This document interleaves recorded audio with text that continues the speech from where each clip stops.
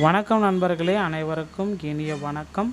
இன்றைக்கி நம்ம இந்த வீடியோவில் இதை பற்றி பார்க்க போகிறோம் அப்படின்னு பார்த்தீங்கன்னா, தமிழகத்தில் பயிர்க்கடன் முழுமையாக தள்ளுபடி செய்வது குறித்து முதலமைச்சர் விரைவில் அறிவிப்பார். ஸோ என்ன அப்படின்றத பற்றி தான் இந்த ஒரு வீடியோவில் முழுமையான தகவலை பார்க்க போகிறோம். ஸோ அமைச்சர் வினோத் அவர்கள் இந்த தகவலை நமக்கு குறிப்பிட்டிருக்காரு. தமிழகம் முழுவதுமே முதற்கட்டமாக 50,000 வரை தள்ளுபடி, இரண்டாம் கட்டமாக 75,000 வரை தள்ளுபடி, மூன்றாம் கட்ட அறிவிப்பு இந்த ஜூலை மாதம் 15ஆம் தேதிக்கு முன்னாடி வெளியாகலாம் அப்படின்ற மாதிரி எதிர்பார்ப்புகள் இருக்குது. ஸோ கண்டிப்பாக இந்த ஜூலை 15ஆம் தேதிக்குள்ளார மூன்றாம் கட்ட தள்ளுபடி யாருக்கு எவ்வளவு அப்படின்ற ஒரு மாபெரும் அறிவிப்பை முதல்வர் விஜய் அவர்கள் மீண்டும் ஆலோசனை கூட்டத்தில் கலந்துக்கிட்டு ஆலோசனைகளை கேட்ட பிறகு கண்டிப்பாக மாற்றப்பட்ட பயிர்க்கடன் அறிவிப்பை வெளியிடுவார் அப்படின்றத எதிர்பார்க்கலாங்க. ஸோ பயிர்க்கடன் தள்ளுபடியை குறித்து அமைச்சர் அவர்களும் குறிப்பிட்டே சொல்கிறாரு. ஒவ்வொரு மாவட்டத்திலுமே விவசாயிகளுடன் கோரிக்கைகள் கேட்கப்பட்டு வருவதாகவும் அந்தந்த பகுதி விவசாயிகள் பலனடையும் வகையில் திட்டங்கள் பட்ஜெட்டில் கொண்டு வரப்படும் அப்படின்றதையும் குறிப்பிட்டு சொல்கிறாங்க. கள்ளக்குறிச்சி மாவட்டம் மூங்கில்பட்டு துறைப்பட்டு கூட்டுறவு சர்க்கரை ஆலையில் 2025-26ஆம் ஆண்டு சிறப்பு பருவம் மற்றும் முதன்மை அறவை எல்லாமே நடைபெற்றது. இதில் பார்த்திங்கன்னா அமைச்சர் வினோத்தை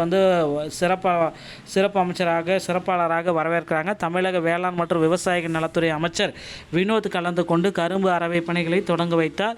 தொடர்ந்து சர்க்கரை ஆலையில் அமைக்கப்பட்டிருந்த கரும்பு அறவை குறித்த கண்காட்சியினையும் பார்வையிட்டார்.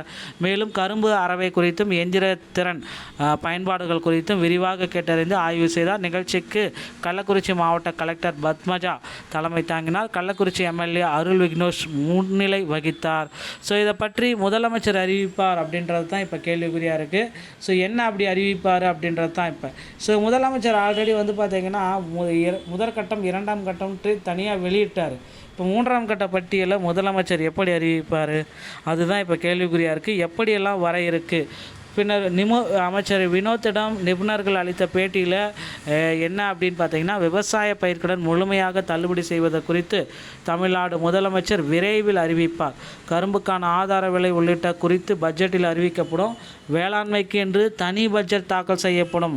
ஒவ்வொரு மாவட்டத்தில் உள்ள விவசாயிகள் கோரிக்கை கேட்கப்பட்டு வருவதாகவும் அந்தந்த பகுதி விவசாயிகள் பலனடையும் வகையில் பட்ஜெட்டில் திட்டங்கள் அனைத்துமே கொண்டு வரப்படும் அப்படின்றதையும் குறிப்பிட்டு சொல்லிட்டாருங்க. ஸோ கண்டிப்பாக பார்த்திங்கன்னா முதலமைச்சர் விஜய் பயிர்க்கடன் தள்ளுபடியை குறித்து ஒரு மகிழ்ச்சியான செய்தியை வெளியிட போகிறாருங்க. ஆல்ரெடி எல்லோருக்குமே தெரியும் 75,000 வரை. ஸோ இப்போ இருக்கிற பார்த்திங்கன்னா சிறு மற்றும் குறு விவசாயிகள் 5 ஏக்கருக்கு உட்பட்டு நீங்கள் பயிர்க்கடனை வாங்கியிருந்தீங்க அப்படின்னா 75,000 மட்டும்தான் உங்களுக்கு தள்ளுபடி.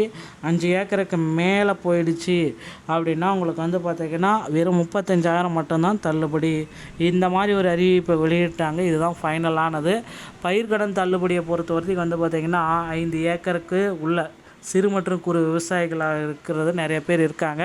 ஸோ இது எல்லாமே ஒட்டுமொத்தமாக வெறும் 6,000 கோடி தான். மகாராஷ்டிரா அந்த மாதிரி மாநிலங்களில் 36,000 கோடி வரைக்கும் பார்த்திங்கன்னா பயிர்க்கடனை தள்ளுபடி பண்ணியிருக்காங்க.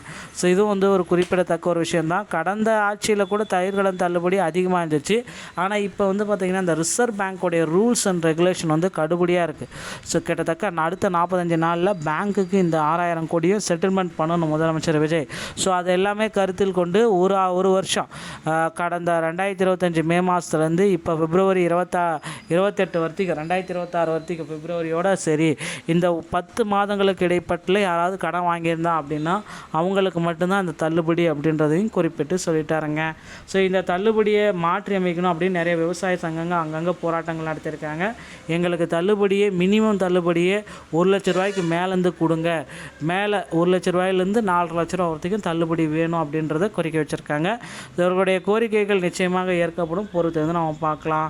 ஸோ கண்டிப்பாக பார்த்திங்கன்னா தமிழகத்தில் பயிர்க்கடன் தள்ளுபடி மீண்டும் மறுபரிசீலனை செய்யப்படாங்க. பொறுத்து நம்ம பார்க்கலாம். தகவல் உங்களுக்கு பிடிச்சிருந்தால் நீங்கள் நம்முடைய சேனலோடு இணைந்திருங்க. நன்றி, வணக்கம்.